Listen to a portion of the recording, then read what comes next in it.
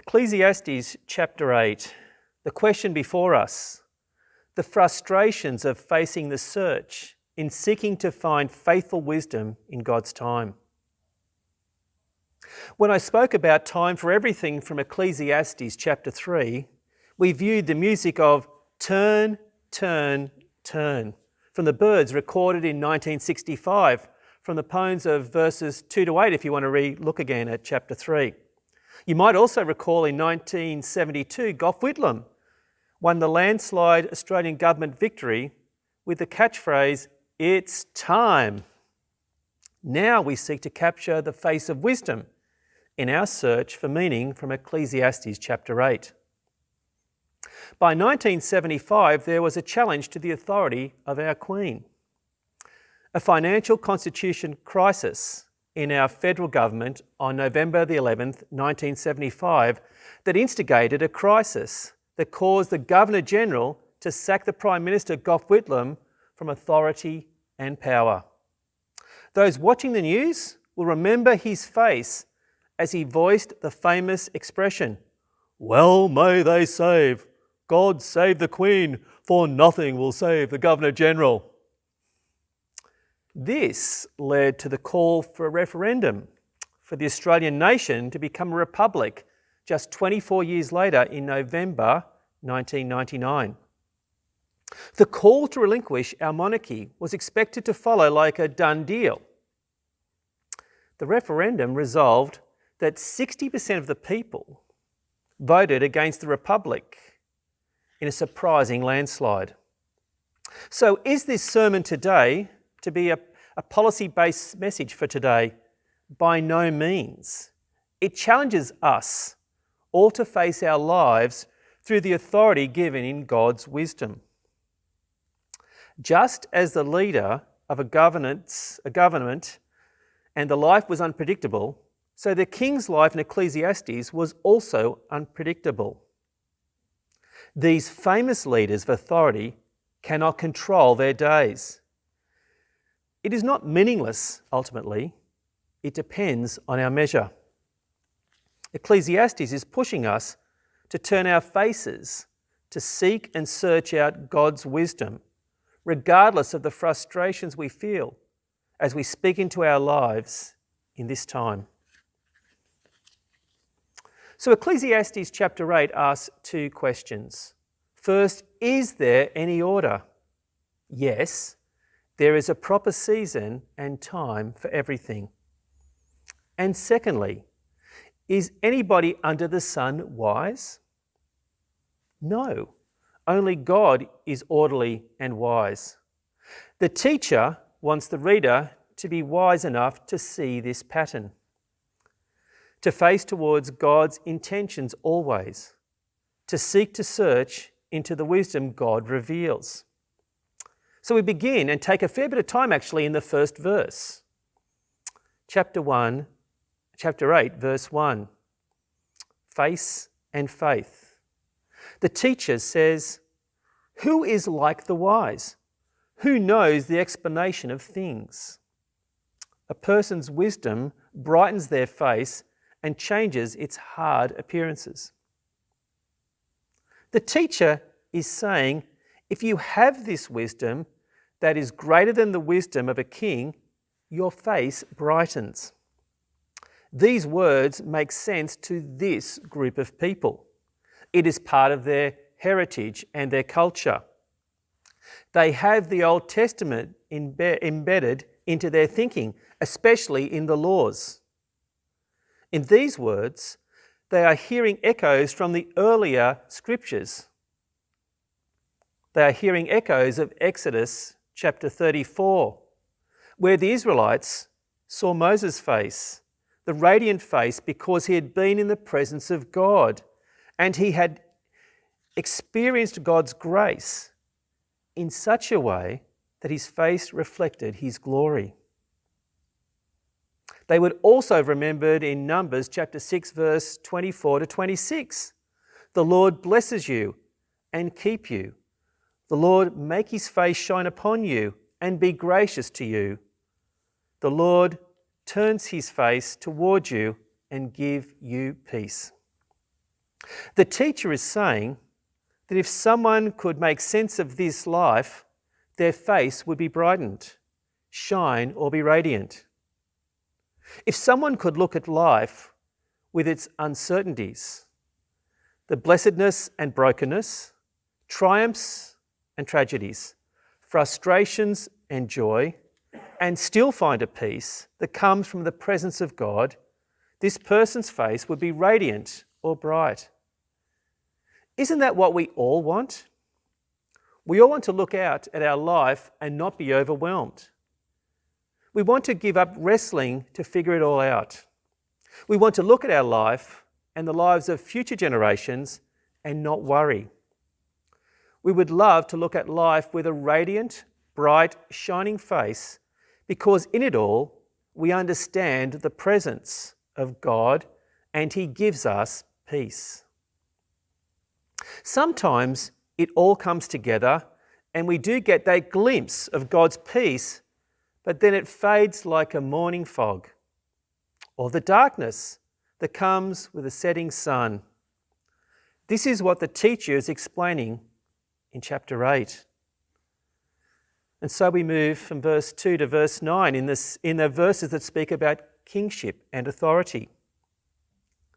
Even if the king is powerful and thinks that he knows it all, he doesn't have the power to control it all. Verses 2 through to 8 give us a list of examples of how little control people have. As you read them, you can reflect upon them even in yourself. The power to control decisions, as we would like. The directions, the causes of things, the emotional guidance required, the procedures and the timings, the complete gamut of obedience, of authority, monarchical or governmental matters are on view in these verses. But isn't this true not just for them, but for us all as well? Particularly 2020 has been a year in many levels in that way, hasn't it? The tests of bushfires and floods and now COVID.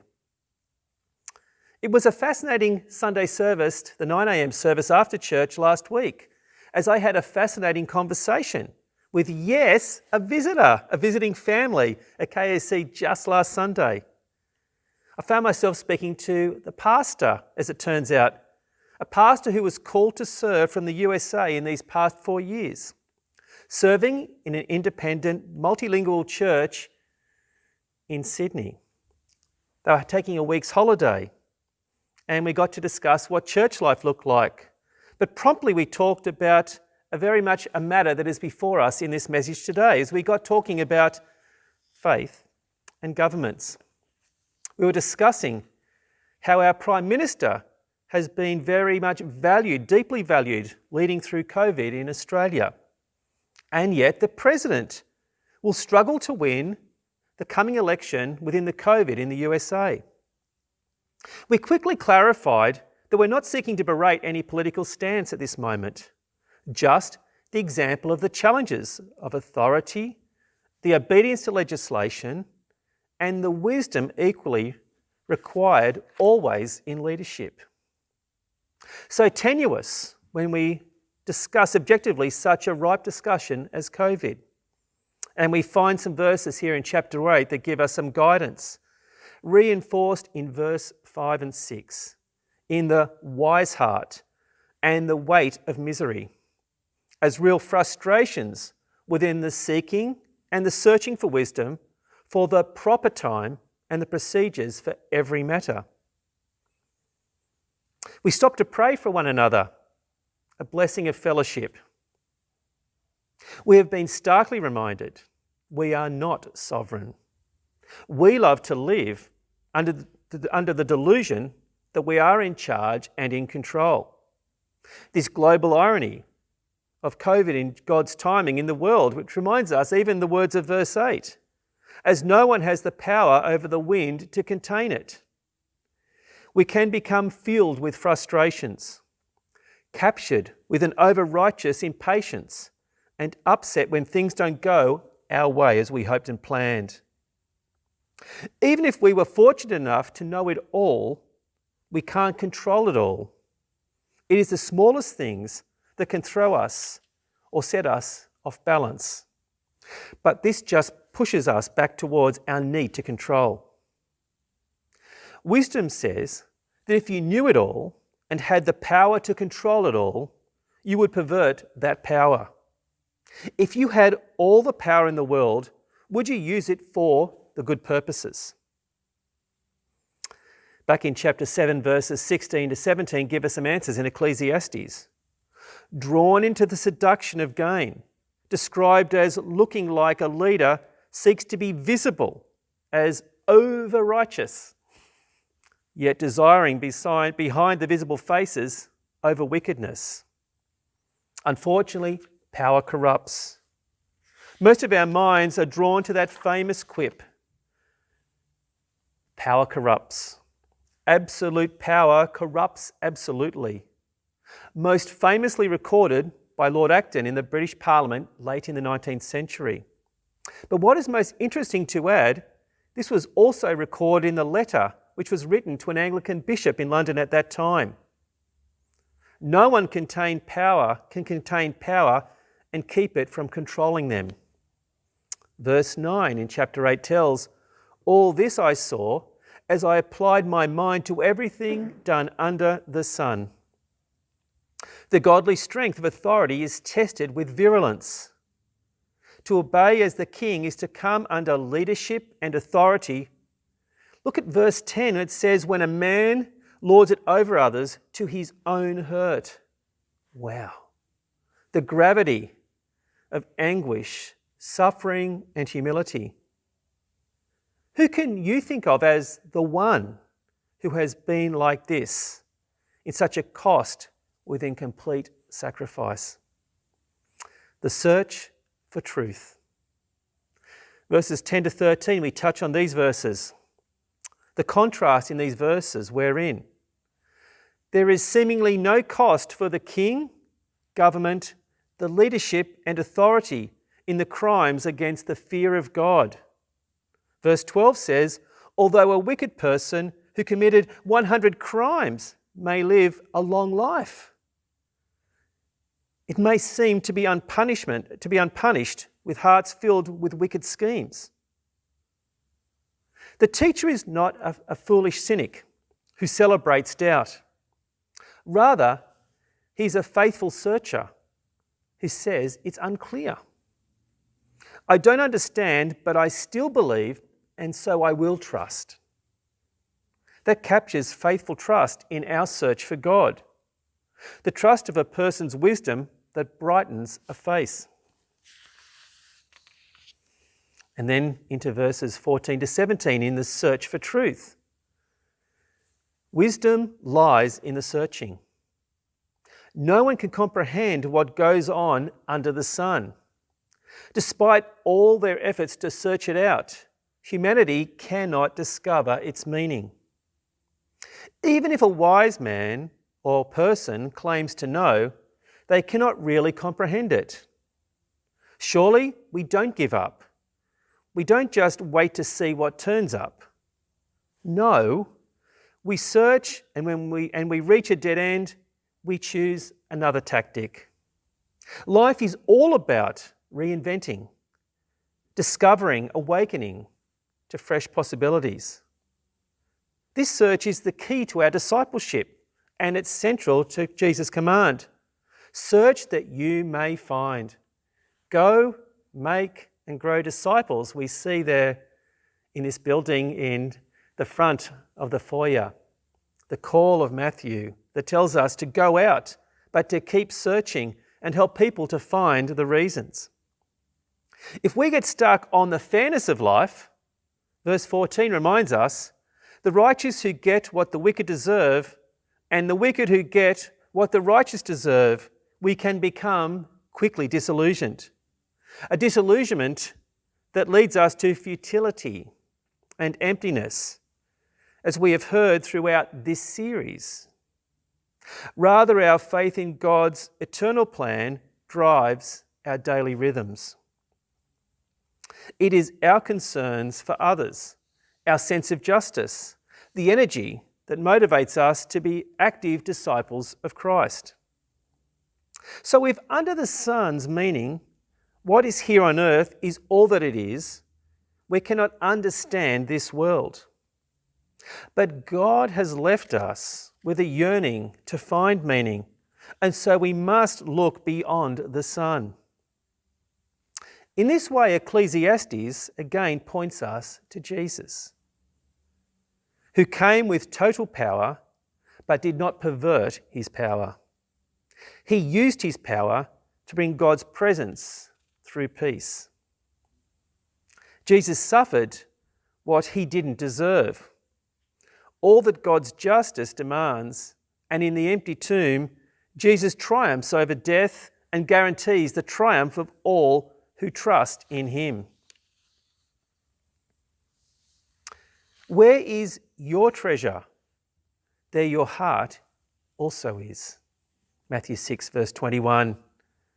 And then it walks us up through to Colossians chapter 3 in verses 1 to 2, which we read, "Since then you have been raised with Christ. Set your hearts on things above, where Christ is, seated at the right hand of God.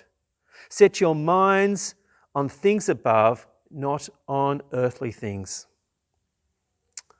And so in conclusion, in Ecclesiastes chapter 8, we can believe it is up to God, but we behave like it is all up to us. Don't look at your life from one close-up perspective. It will be random, either blessed or broken. Take a step back. Get an eternal perspective. Trust God's sovereignty. Know his presence. Accept his peace. Jesus' face will be radiant, brighten and shine on all who rest in him.